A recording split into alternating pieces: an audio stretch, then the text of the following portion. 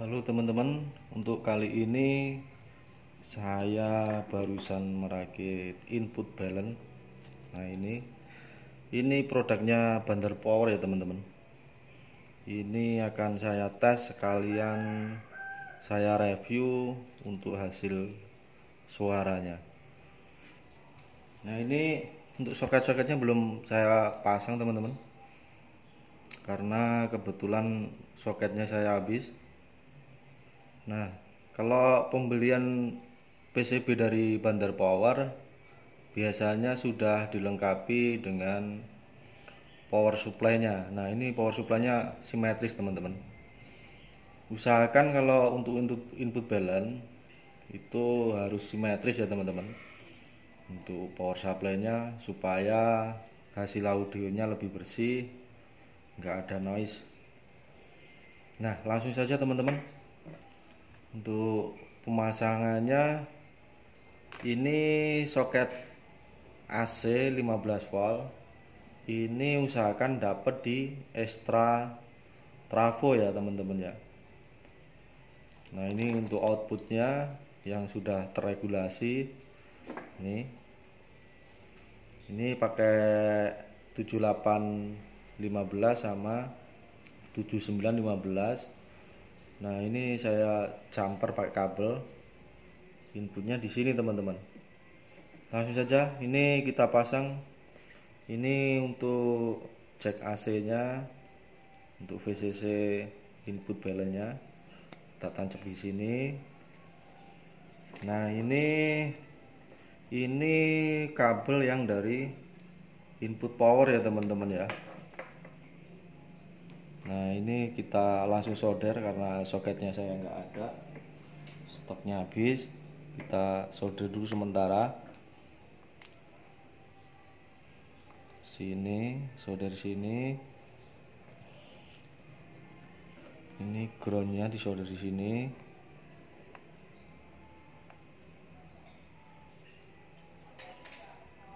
Nah, untuk inputnya ini teman-teman, inputnya kita solderkan di sini teman-teman. Untuk input biasanya pin nomor 2. Nah, untuk ini ground yang pin satunya.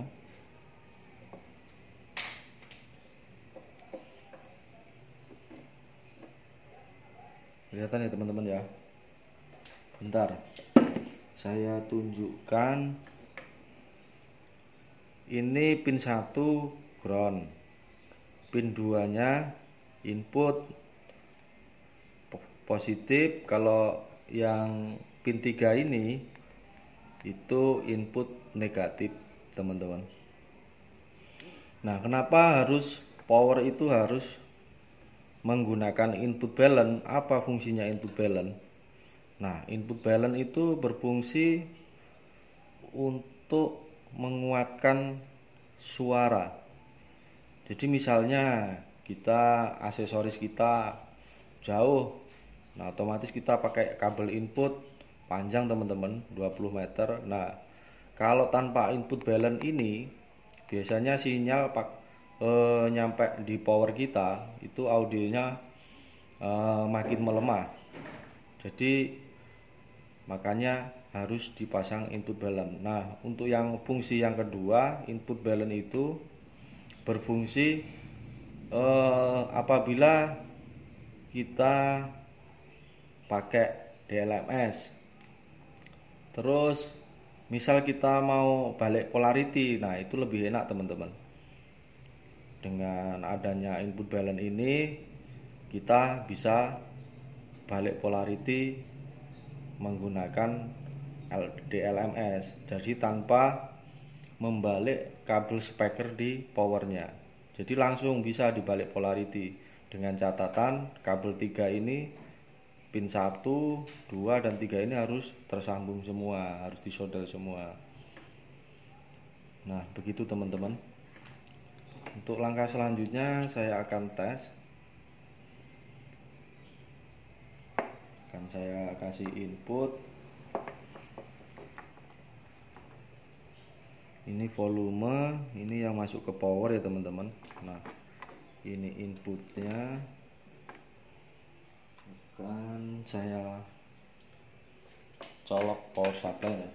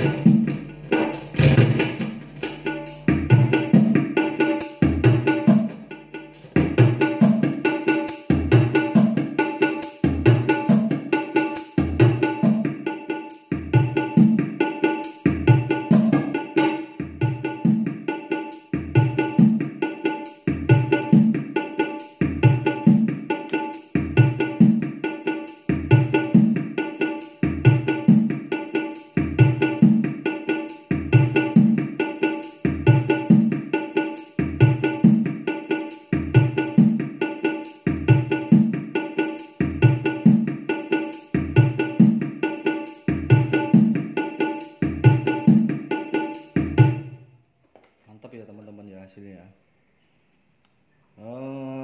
Akan ini kan tadi yang sebelah ya teman-teman ya. Saya akan mencoba untuk yang sebelahnya juga. Tuh, yang ini kan 2 channel teman-teman. Nah, saya akan coba yang sebelah sini.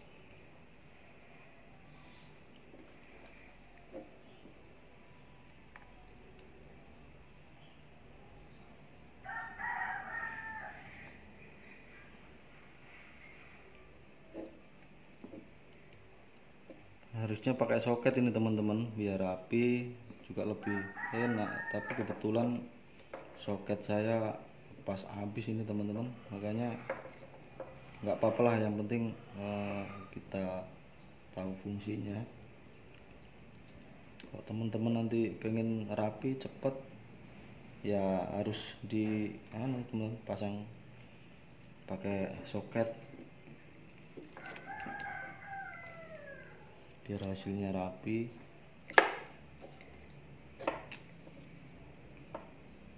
Ini untuk outnya.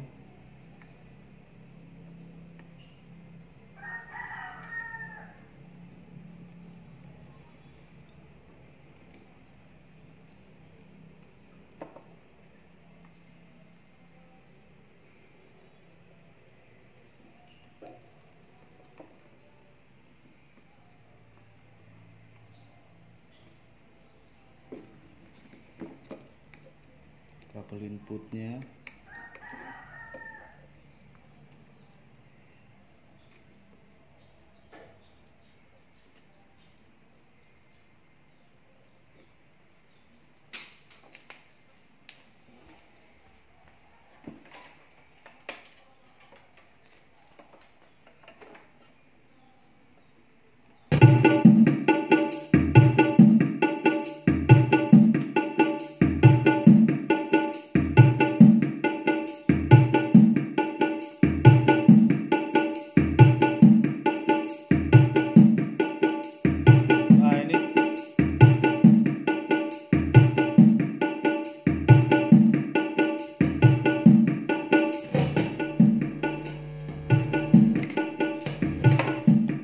Nah ini tadi teman-teman yang kita tes yang pertama tadi kan yang ini ya teman-teman ya, yang sebelah sini. Sekarang yang sebelah sini teman-teman. Nah untuk IC-nya sendiri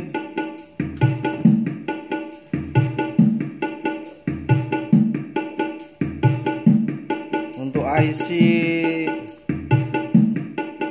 ini ya teman-teman ya, untuk IC op amp nya ini bentar ya, kecilin. Untuk IC op amp nya ini sendiri